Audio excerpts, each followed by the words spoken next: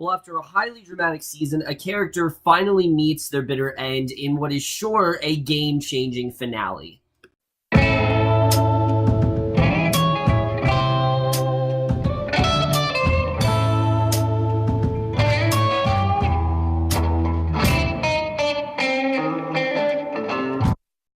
Hey guys, it's Kevin for the season finale of Better Call Saul, Season 3, Episode 10, Lantern, and holy shit, this episode. I mean, look, this season has been pretty eventful. I mean, there's been a lot of things that have gone down, particularly, involving Jimmy and Chuck, but if you were to tell me that this season would end the way it did, I would have never thought that it would have escalated to this. I mean, the show has been firing on all cylinders, I think, pretty much all season. It really is taking the show in some truly dark directions, but nothing, I was not at all prepared for what we really did get here.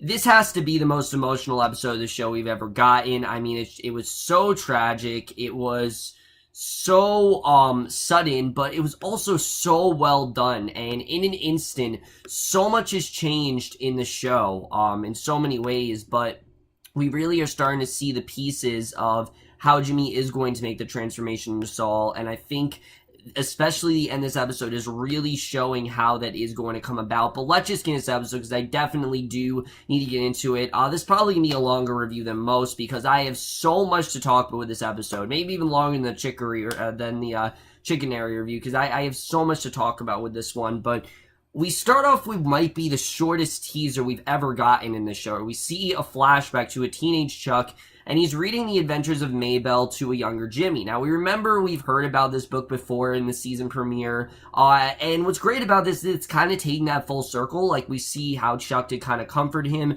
tell him it was going to be okay, and as he continues reading, the camera closes in on a gas lantern lighting the tent. And we'll talk about the significance of that gas lantern, because the lantern in general really is kind of like a turning point for the show in many ways. I mean, a lot of people will be talking about that gas lantern and things like that, but such a well-done teaser. It perfectly shows the relationship that these brothers had, and really do show how Chuck has had Jimmy's back, and how there was a time when these two were in a good place. Unfortunately, they're just not anymore, and it's very sad to see the way things have gone there, and the way these two have kind of completely, the relationship has been completely fractured. And especially after this, we don't really know what's going to happen, but basically we see Kim after the, and like I expected, she's obviously not dead. She's actually taken to the hospital following her car accident, has her broken arm put in a cast. But what's great about this is that this finally kind of wakes Jimmy up after all of these very callous, selfish acts that he's been doing. This finally gets him to realize, holy shit, I almost lost Kim. I mean, this is the one person that he needs in his life and who he really does value. And he comes to her hospital room that night to return to the scene of the crash, where he tries to pick up the scattered Galwood oil documents, and he really does want to help her out again. Like, he really does feel like now that he almost lost her, this has really given him this wake-up call. And I really love the way this was handled, because obviously, like I said, I didn't think Kim would die. I just feel like it wouldn't have been eventful enough for something like that to happen. I think the fact that she is alive perfectly shows, where Jimmy's going. He needs someone like Kim in his life right now. He needs someone to help him turn his life around. And sure, he is going on that Saul track, but you can tell that he does kind of want to turn things around. And basically this episode, he tries to make one last effort to do that. And I really do love the way that just one little accident really does wake him up. And again, this accident, while minor, is a lot less minor than what ends up happening in the end of the episode, of course. And it's going to be very interesting to see how drastically Jimmy does change when we get to the end of, when we get to next season, definitely. Especially this scene showing just how much he changed from this. How much more is he going to change? That's the real question that I think we're going to be heading to into the next season. So immediately we get a brutal scene with Chuck, which I have to say, this episode basically was, Chuck kind of loses everything, and it's horrible. It really is very sad, but Chuck in general kind of loses everything in this episode, and he's tried to, get his life back on track. He's done what he can to be in control, But that's the problem with Chuck. He wants to be in control. He doesn't want people to do things for him. He wants to do everything for himself, and he wants everything to happen instantaneously. And Chuck is mentally ill, and that's something that we've known throughout the beginning of the show. While he might not have this EHS, he is in fact mentally ill, and he's convinced himself that he does have it, and that's what's made him so crazy, and that's what made him so unstable. And we see at HHM, we know that Chuck outright threatened Hamlin, and he talks about it with all of the clients, all the partners there, like it's a completely normal thing. He talks about, how he's going to sue the firm, and he's going to threaten them, and how it's a terrible idea for them to take this to court because it could ruin their reputation, and he notes that HHM could go bankrupt if the lawsuit actually does go through. So he shows them, obviously, he does mean business, and you can tell he is trying to maintain control. So he suggests they just put their disputes aside, and basically, he is willing to let bygones be bygones. He tells Hamlin that he just wants to give him a handshake and they can move on.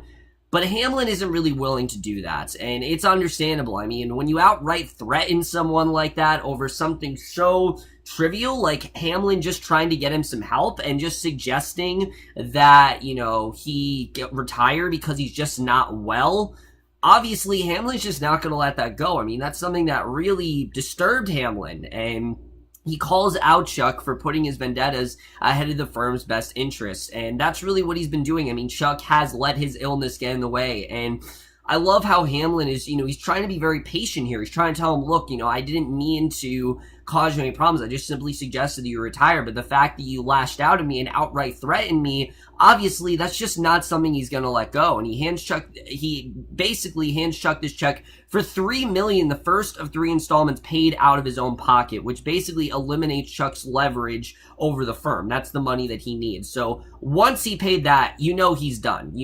That definitely Chuck is done. I mean, there's no way that he's going to get anything back from this firm. This is kind of the last thing that Hamlin's going to give him, and it's sad, but that kind of seems like that's how this is going to go. And basically, in the lobby, he's forced to watch as Hamlin announced the departure in front of the assembled staff, and they're all clapping for him. Like, they all are very welcoming towards him, but Chuck is just so depressed in this moment because he knows that this is his last moment. He doesn't get to play a role in this firm anymore. He doesn't get to maintain control. The HHM, he's not a part of it anymore, and it's a very sad moment. You can tell that Hamlin doesn't really want to do this deep down. Like, he doesn't want to let Chuck go completely, but he really has no choice. I mean, Chuck is not well. He is mentally ill, and Hamlin knows that, this is really starting to affect him in every way, and he can't have that kind of interference going on in his firm. They need to stay focused. They need to stay on task. And if Chuck is going to let something,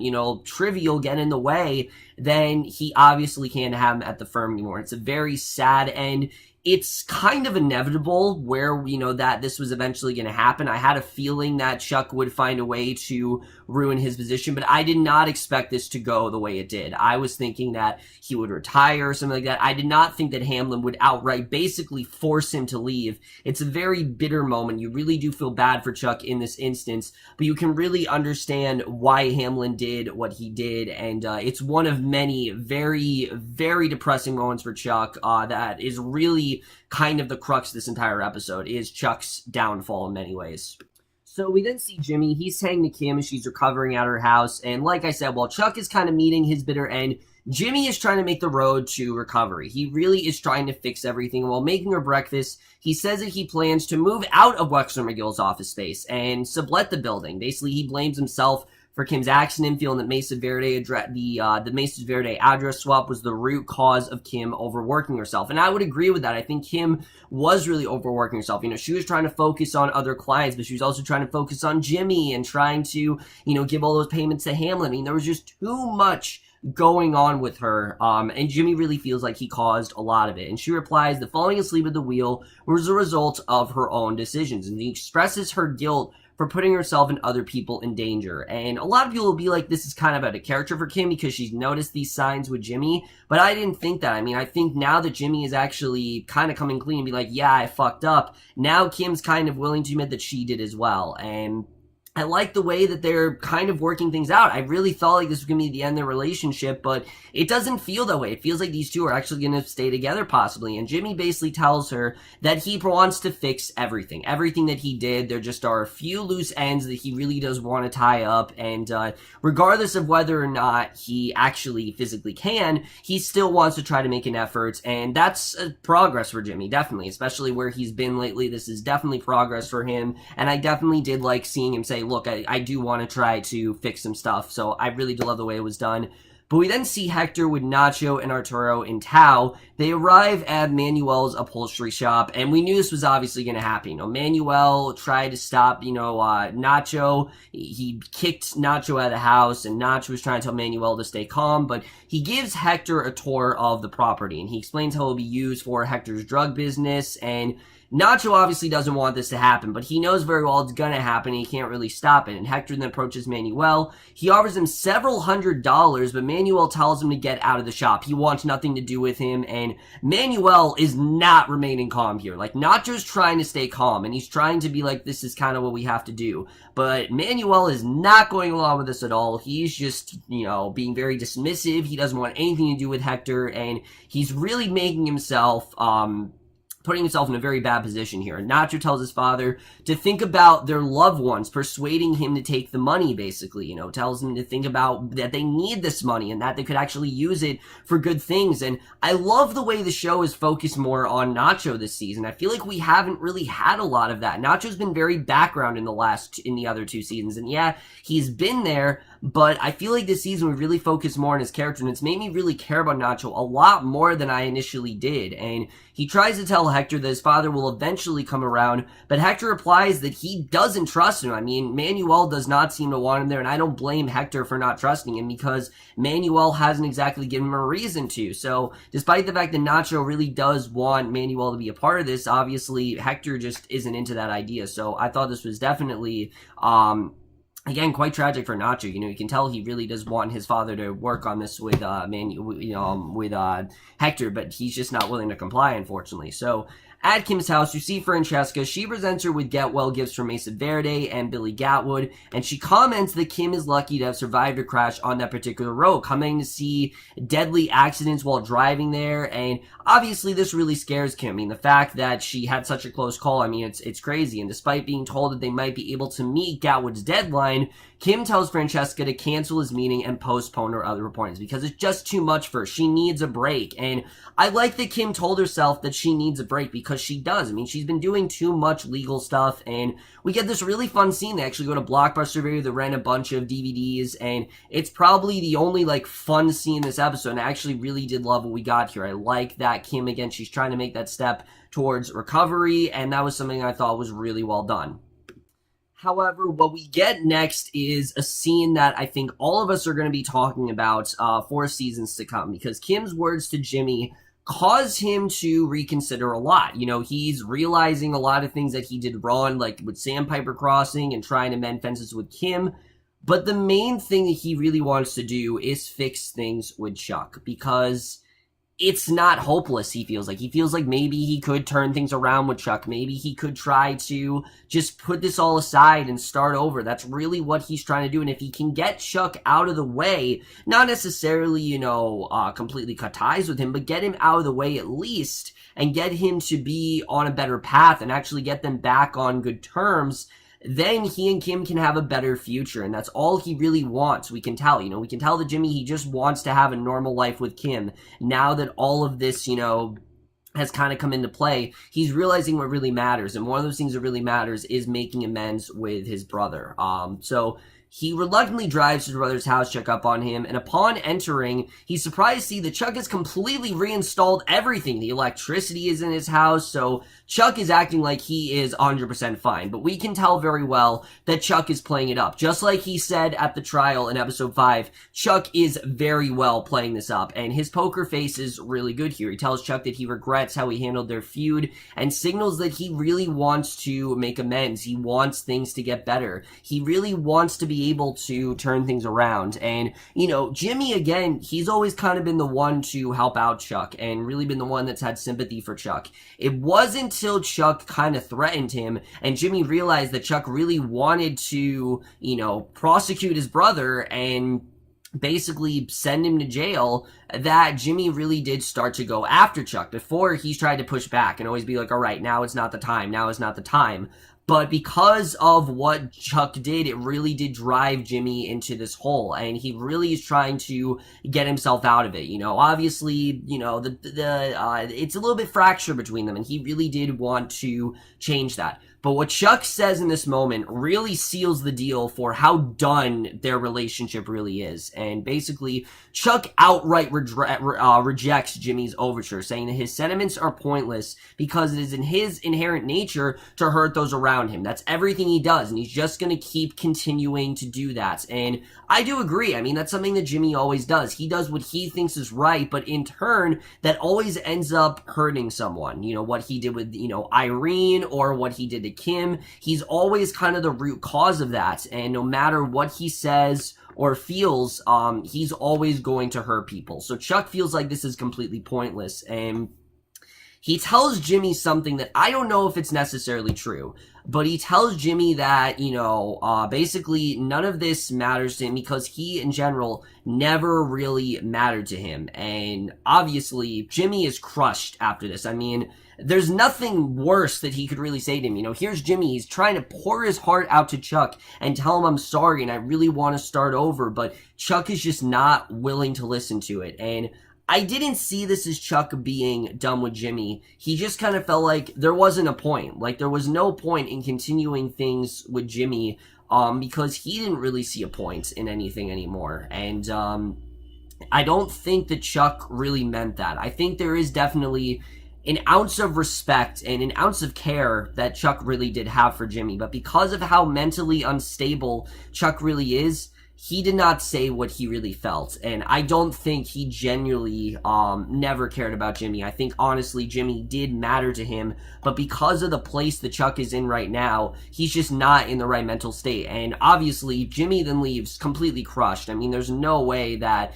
he's ever going to go back to Chuck again. He's now realizing that he's basically dead to his brother, and there's no, you know, reason for him to really continue this any further. And Bob Odenkirk, again, so good in that scene, just sulking out. But we see at night, Chuck basically isn't able to sleep. He goes to the fuse box. He's pulling all of the breakers, and you can tell he's starting to get a relapse. EHS is starting to, you know, it's starting to take hold of him again. He lies awake in the dark, alone.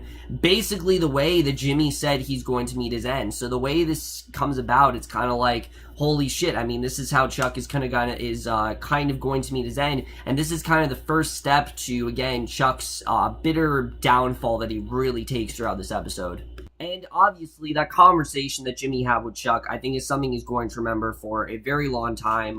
But realizing that, obviously, you know, Chuck is kind of pointless, he decides to go to Sandpiper Crossing because he knows very well that he messed up here and that he really does want to try to fix things. So he drops by Irene's room at Sandpiper Crossing to celebrate the settlement with balloons and a cake. And he tries to make suggestions for how Irene can spend the money, but she tells him that her friends remain very upset with her. You know, he gives her options like, oh, you know, this could help you financially. You could, you know, get yourself in a retirement home. But at the shopping mall, he sees Irene's chair yoga group, and he tries to persuade them to reconcile with her. Unfortunately, though, the damage is already done, and that's something I really liked, is that Jimmy can't fix everything. He's trying to, and he really is trying, and, you know, he may, it doesn't mean everything is fixable. And this is one of those situations that isn't fixable. He can't fix this, unfortunately. He already did so much collateral damage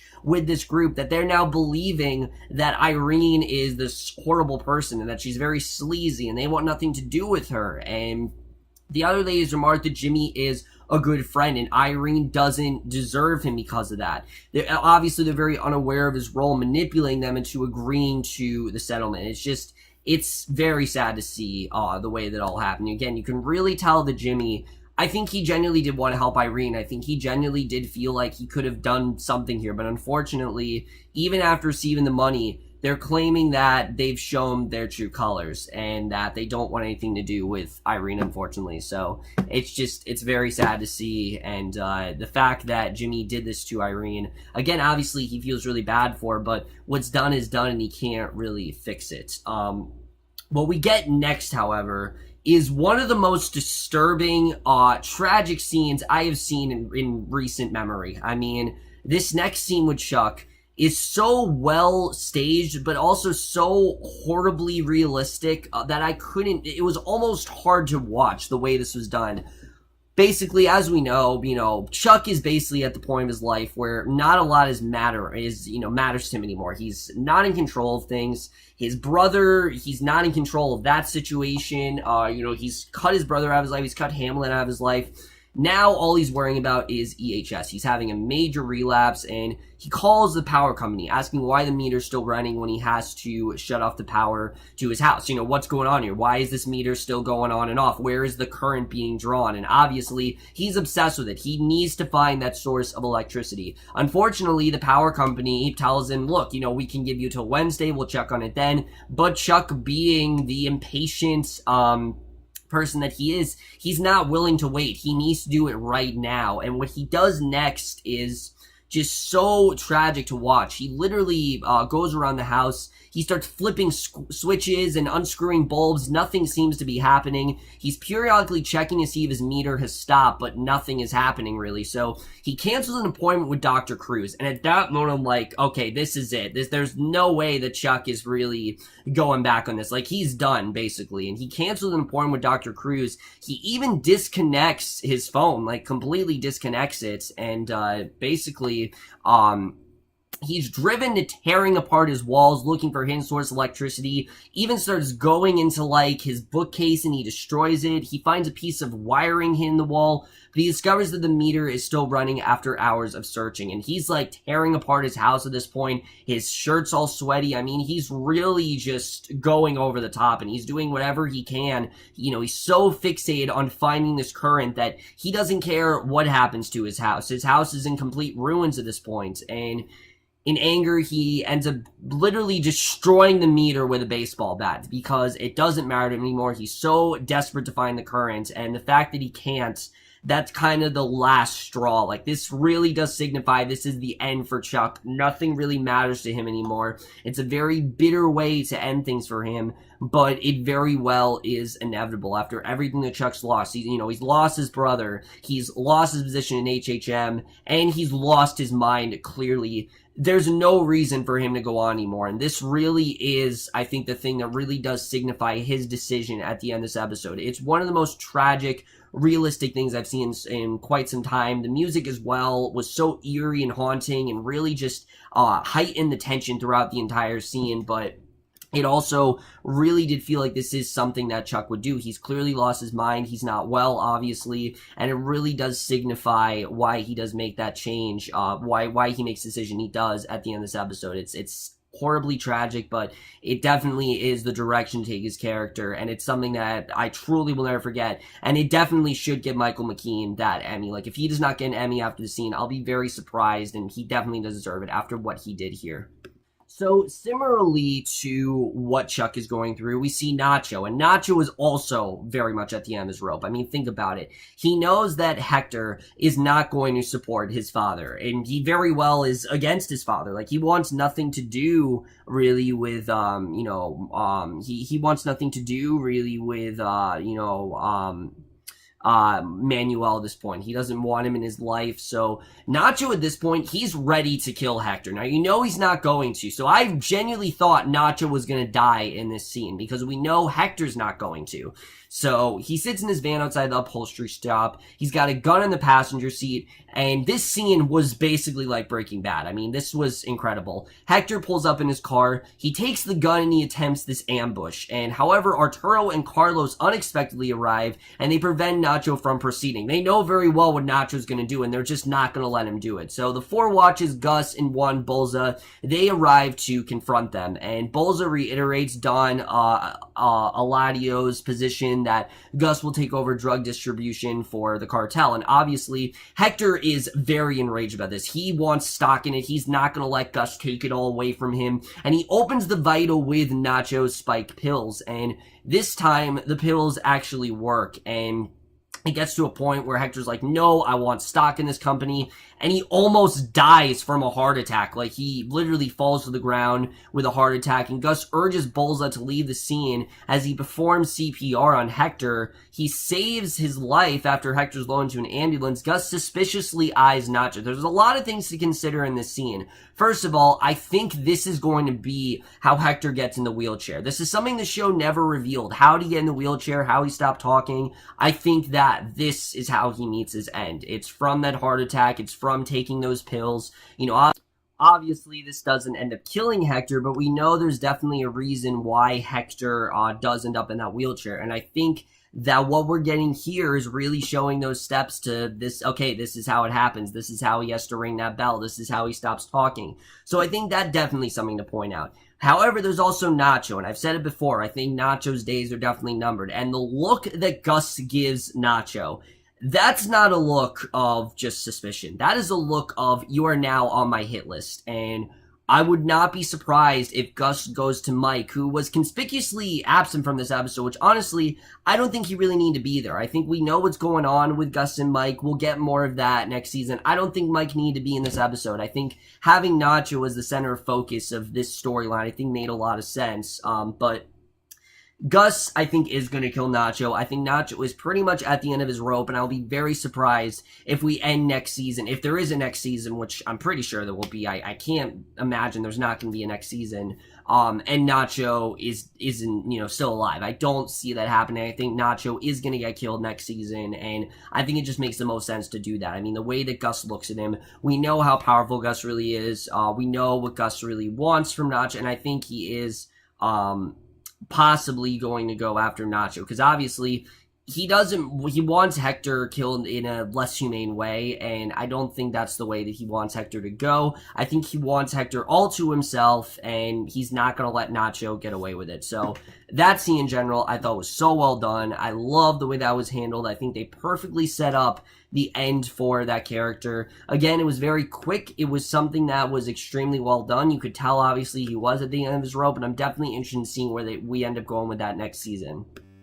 So then we see Jimmy. He returns to Kim's house where they're watching a marathon of rented movies, and she's then taking time off of work, and Jimmy reports that his efforts to fix the rift between Irene and her friends have kept ending in failure, with his efforts to put in a good word for Irene having the opposite effect. And he finally devised a way to do right by Irene, but he tells Kim that he really doesn't want to do it. He doesn't want to have to do what he ends up doing, but unfortunately it might be the only way to do right by her. So he shows up at Sandpiper to lead Irene's chair yoga group, and Erin Brill then appears. And remember, Erin Brill's the woman that Irene is kind of scared of and doesn't really want anything to do with, but she demands to see Jimmy outside, where she confronts him about lying to his clients to get an early payday from the settlement. Obviously, she's visibly upset about it. I mean, this is very out of character for Jimmy. Why would he do something like this? And he confirms her accusations that, yes, he did do it. And I like that he doesn't try to shut her down. Like, he tells her, yes, I'm responsible for this. I take full responsibility. This is my fault. And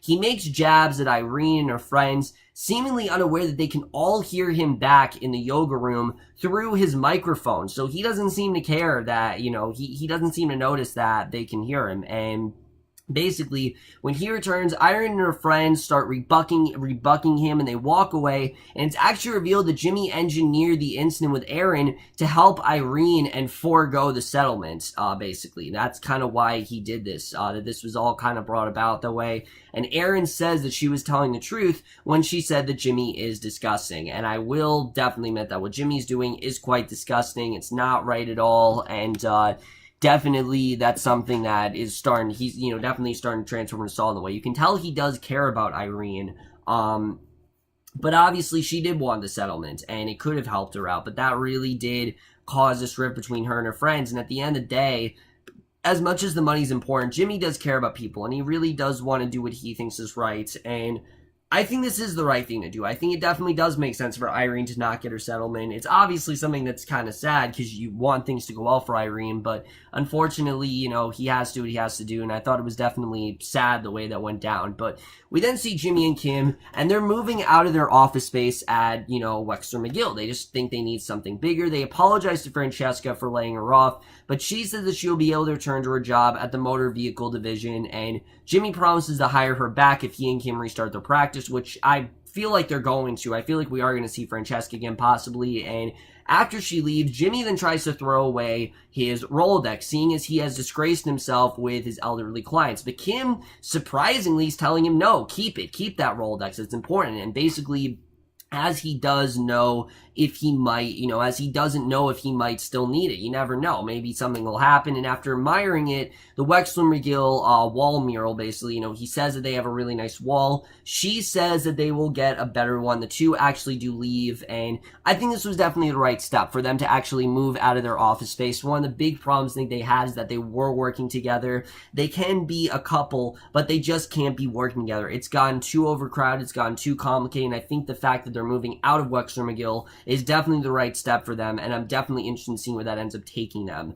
But what we get next is extremely tragic and so shocking, and I had no idea that we were really going here. But the way the episode went definitely makes sense why this happened. We see the very last scene. Chuck is sitting in the middle of his wrecked house, and he's basically just a pile of rubble at this point. I mean, everything's in ruins. There's, holes in the walls, the phones are broken, the light bulbs, the lights aren't working anymore, and he's just wrapped in a space blanket. And at this point, he's just kind of a waste of space. He kicks at his desk, and at first I thought like he was convulsing, like I felt like he was having a seizure or something, but we realized very quickly, no, he's kicking on his desk where a gas lantern is resting, the same gas lantern from the beginning of the episode, and in an attempt to knock the lantern over, basically, we can tell that he is trying to commit suicide, and finally, after many kicks, he actually succeeds. The entire living room starts catching fire from outside the house, and Chuck is seemingly dead. Yeah, Chuck is actually dead at the end of this episode, and that is the tragic end to this finale. But let's just get into this episode and where this is going to take us in the next season, because holy shit. So, honestly, guys, when it comes down to it, I have no words. I mean, it's insane what happened here. If you were to tell me at the end of this season that Chuck McGill was going to kill himself from kicking a gas lantern, and that he was going to destroy his entire apartment, destroy his relation with Jimmy, destroy everything with Hamlin, I wouldn't have thought something like that would happen. I did not think the show would get that dark, but it actually did. And I have to say, yeah, it obviously is very surprising the show went in this very dark direction, but it makes a lot of sense. Chuck has always been someone who's wanted to maintain control. He's wanted to, make sure that he is the one that is, being victorious, and that he's always on top of things. And the fact that all that was kind of being stripped away from him kind of made Chuck feel like, I don't really have a purpose anymore. If I'm not practicing law, what am I really supposed to do? If my brother is out there and I can't beat him and he's still, alive, what am I really supposed to do? Chuck wasn't okay with Jimmy still being out there, and him still beating him so much. He wanted to make sure that he always won, and that Jimmy would just, that he wasn't second banana to Jimmy, because that's what he's been all his life. He's always had to play second fiddle, and he's tired of it. He's always wanted to be able to beat Jimmy, and honestly, a lot of people are saying, oh, we didn't actually see him die. No, I think Chuck is dead. I mean, I think it just makes the most sense. Think about it. The scene he had with Jimmy, the scene he had with Hamlin, it just feels final. Him canceling that appointment with Dr. Cruz, all of that just feels final. It makes so much sense. With him with Jimmy, he didn't put any more effort into because he doesn't care anymore. What's the point of doing that? Jimmy's still gonna win. There's no point in him doing anything because Jimmy's always going to beat him, so there's no point in him doing that. He destroys his apartment because, what does this matter to him? He's going to die anyway. Why does he care about, anything left in his apartment. He's just going to tear the whole thing apart. And the fact that it really did escalate to this is extremely tragic, but it really does show how ballsy the show is. And I really think this is going to be the thing that really does transform Jimmy into Saul Goodman. I think that's definitely going to happen very soon. And this is really going to be that driving force that really does transform into that. And that conversation that he had with Chuck, that's something that Jimmy's going to be repeating in his head for a very long time now. He's going to think back to that a lot, and definitely that's something that he's just not going to let go. He's going to think about that for, days on end, and I don't know, again, where we're really going to go moving forward. As far as Jimmy and Kim, I think it makes sense for them to close out Wexler McGill and to go somewhere else. Now, where exactly they're going, we don't really know what's going to happen. I don't know if they're actually going to, if they're actually going to work together again. I don't really know where that's going to go, but I do love that they are trying to, turn things around, start things over in a sense, and I think it definitely is the right thing to do. I mean, the problem that they have is that these two, they just can't work together. They're good in a relationship, but they just can't work together, and I think that's definitely something that we see in this episode. So I definitely thought that was definitely very well done. The fact that they kind of are getting stuff, their life back together. But how's Jimmy really going to react to Chuck dying? I mean, there are different things that could happen here. Maybe he'll feel good, like his brother's gone. But I think he'll definitely feel like it's his fault. Because again, it is, in a sense, Jimmy's fault. I mean, Chuck always was jealous of Jimmy because Jimmy was always kind of, playing second banana to him, and Chuck always was upset about that. But the fact that Jimmy outright threatened Chuck and basically got him to confront his deepest fear and made him realize what he was really going through, that's what really killed Chuck. I think the death of Chuck was him kind of realizing, that this condition was falsified and that this wasn't actually real and that he was mentally ill, which is something that Chuck just didn't want to believe. No, I'm not mentally ill. I'm not crazy. I'm okay. But that's something that he did realize, that he was crazy and he just couldn't find a point in living anymore. And it's just tragic to see where he's going to go there. So I think it's just ultimately tragic. It's the right direction for the show, but it's very tragic the way that did come about. And especially when you think of Kim's death, I think it was honestly really smart for them to almost kill Kim off, because it really did show how much that Jimmy did really snap back and realize that, I need to really take charge and I really need to fix things. Well, that was a close call. That's different from someone actually dying. How is he really going to react to his brother actually being dead? The fact that he wants to change himself now just because Kim almost died and now his brother actually killed himself, what is that really going to do to Jimmy? That's something that I think is going to be very important heading into this next season. And also Hamlin. I mean, what Hamlin did with Chuck, I mean, that also was a big part of why Chuck really made that decision that he did. I think if Hamlin had not gotten rid of him, then none of this really would have happened. I think Chuck would have handled things a lot differently, and he wouldn't have felt like he's not important anymore. He's not just a waste of space. It was because of Hamlin's decision to completely cut Chuck from, HHM, that really did signify why Chuck really did make that change. And I think that definitely is going to be something that he's really going to feel. How Hamlin's going to react to this, how Jimmy's going to react. These are all sort of things that, and especially Kim, who already was feeling guilty for what they did to Chuck. These are all kinds of things that I think are going to be very interesting and really are going to be very important heading into the next season. On a side note, though, let's talk about Nacho, because where that's going to go now, like I said, I think this is how Hector gets into that wheelchair. I think we're going to see him, that's how he got the stroke. He's going to be in that wheelchair next season, and he's not going to be talking. I think this is the end of all that happening. But Nacho's going to die next season. I mean, his days are numbered. Gus is going to go after him. Arturo's going to go after him. Someone's going to go after Nacho, and he's going to die. I see that happening, definitely. The fact that Mike wasn't here, I think, was honestly fine. I don't think Mike needed to be in this episode. We got what we needed with Nacho. We got what we needed with Chuck.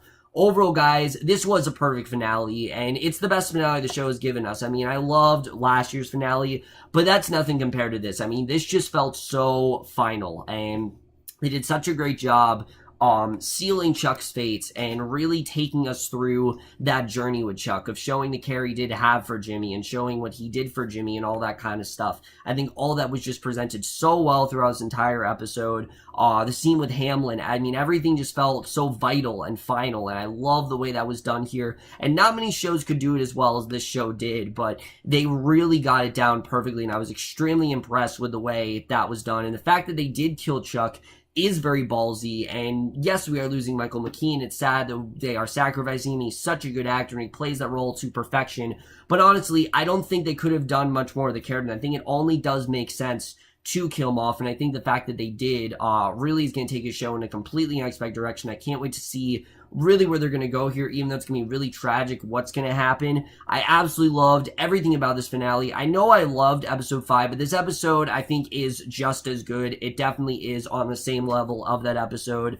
This was by far the best finale the show has ever done, and I am without a doubt giving Better Call Saul Season 3, Episode 10, Lantern, a 5 out of 5 or an A+. And now, guys, let's talk about the season as a whole. So this season, like I said, was really different from the other seasons in the sense that it did feel the most like Breaking Bad. It was a lot darker. It was a lot more vital. Like, it went into some really much more darker, depressing directions than the other seasons had. And yes, I think there was a lot that happened in seasons 1 and 2, particularly season 2. Season 1, there wasn't a lot that happened, I will say. There was stuff that happened, but not compared to this season. I mean, this season just had so much going on. There were so many changes throughout everything. Chuck, everything going on there, the way they really did focus on Jimmy and Chuck, their whole relationship. I mean, that's always kind of been the crux of this show, but especially this season really focused very well on Jimmy and Chuck and what that's really, what all of that's going to be. I'm definitely interested, I definitely got really invested into all of that. The courtroom stuff was incredible. Jimmy and Kim's relationship, they really examined that very well. Even giving Nacho more to do. I mean, again, I've said it before, Nacho's not a character that I necessarily loved. After this season, I care about him a lot more. They really did a lot more than this season, and they really did take that extra step. And adding Gus to the mix could have easily overcomplicated things. It really could have, but it just made the story richer, and the characterizations felt more real. I mean, this is a prequel to Breaking Bad. I think it only made sense to really include Gus there. I think it only did, it was really the only thing to do to really include him in the bunch. I think it was definitely extremely well done the way they did that. Hamlin, his story with Chuck, I thought was so well handled the way they did all of that. And yes, the season did slow down after episode 5, but I think it needed to. I think we need a couple episodes for these characters to reflect on their consequences. Jimmy with the whole money situation and him kind of going back into this Slippin' Jimmy personality, and then him kind of realizing, having this close call with Kim. I thought all of that just made so much sense. And there was so much great stuff this season, mainly about consequences, about how every action had some sort of a consequence. And what I love about the show in general, and, something the show has always done so well, not everything is black or white. Yes, Chuck is, some we're not really supposed to like, but he does have his moments where we actually really do like him, we really do appreciate him, and we really, can see where he's coming from. Or Jimmy, there are times where we outright hated Jimmy this season. I will say that there were times where I really disliked Jimmy, and I said, this guy's actually a really bad dude, and I want to sympathize with him, but I just can't sympathize with him here. Or even Mike. I mean, there are moments where, yes, Mike is doing this for his family, but I did think there were moments where he took things a little too far. That's something I've always loved about the show, is that they don't categorize everyone as this perfect person, because they're not perfect. These are very flawed individuals, and I love the way the show does do that. I love that they don't try to make everyone this perfect person, and I love that. Even Kim, she was overcomplicating things. She still did cause a lot of the problems for Chuck psychologically, and this season focused so much on all the characters' mental states and the psychological stuff they're really going through, and I thought they handled all of that really, really well. In my opinion, it never got too dark. It never got too complicated. It was very dark, definitely, but it needed to be dark. It never was... Everything felt vital. Everything felt important. It really did feel like they heightened the stakes. And for me, this season, they really did fire on all cylinders. And I don't know how they're really going to top this season. Honestly, I don't know how they're going to be better than this season. And there's going to be a season 4. There's no way there's not going to be a season 4 after the success of this season. I know the ratings haven't been great, but there's no way there's not going to be a season 4, especially after the way they left things off. I just don't see the show ending here. If it does, then that's really sucks. I mean, it's one of the most tragic endings I've ever seen to a show ever, but I don't think they're going to end the show here. I just don't see that happening. Overall, guys, this is by far the best season of Better Call Saul, and I'm without a doubt giving season 3 of Better Call Saul also a 5 out of 5 or an A+. The show really went into some really unexpected directions. There were so many different themes between courtroom drama and gangster violence and, you know, psychological internal drama that the characters are going through, and, you know, there was a crime drama points. It was all kinds of stuff wrapped up into one little bow that never got too overbloated, that really stayed this self-contained, very simple story. Adding Gus in the mix just made, like I said, the characters more richer and made us more into that overall story. It is the most focused that the show has been. It's the most into the show I've been, and like I said, it is by far the best season, and it's definitely going to be very hard to see if they can top it from here on out. So overall, guys, that's it. Better Call Saul Season 3 is now over. I can't believe it. I know... Yes, it took me very long to finally finish the season. I apologize for that, guys. I don't know why I got so behind the season, but I finished it. I'm glad I finished it because I got so into the season. I just had to keep going, and I love the direction that the season really did go. The show remains to be one of the best on TV. I don't know where it's going now. Now that Chuck's gone, I think the show's going to take a really drastic direction, and without Chuck, I don't really know where we're going to go now, but... Overall, guys, that's it for this season. Let me know what you guys thought of the season overall. Left your thoughts on it. I loved everything about this season. And I will see you guys in my next video, which will be for a movie review. And I will see you guys for that. Okay, bye. You want to tell the world you're in love with a girl named Fran? So you find an overpass and you say it with a spray paint can. Blue lights start a blinking, those handcuffs click. You know who to call, and you better call quick. Saul, Saul, you better call Saul. He'll fight for your rights when your back's to the wall. Stick it to the man, justice for all.